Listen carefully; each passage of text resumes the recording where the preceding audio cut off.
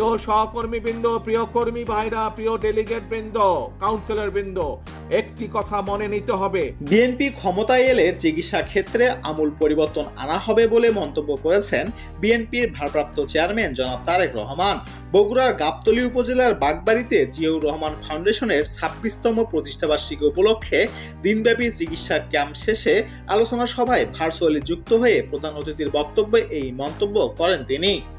তারেক রহমান বলেন, আমরা যদি এদেশের মানুষের ভালোবাসায় ক্ষমতায় যেতে পারি তাহলে চিকিৎসা ক্ষেত্রে আমূল পরিবর্তন আনা হবে, যাতে হাসপাতালের রোগীদের আর মাটিতে শুয়ে থাকতে না হয়।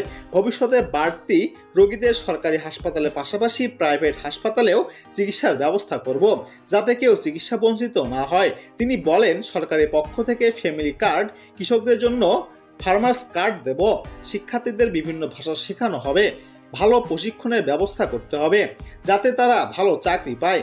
চাকরি না করলে নিজেই যেন কর্মসংস্থান সৃষ্টি করে তাদের অর্থনীতিতে অবদান রাখতে পারে।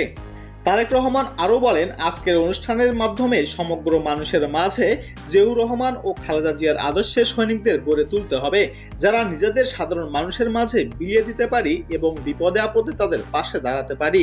জনগণের সেবক হিসাবে নিজেদের গড়ে তুলতে হবে। এটি হোক আমাদের আগামী দিনের শপথ, আমাদের আগামী দিনের রাজনীতির শপথ, আগামী রাজনীতির লক্ষ্য ও উদ্দেশ্য।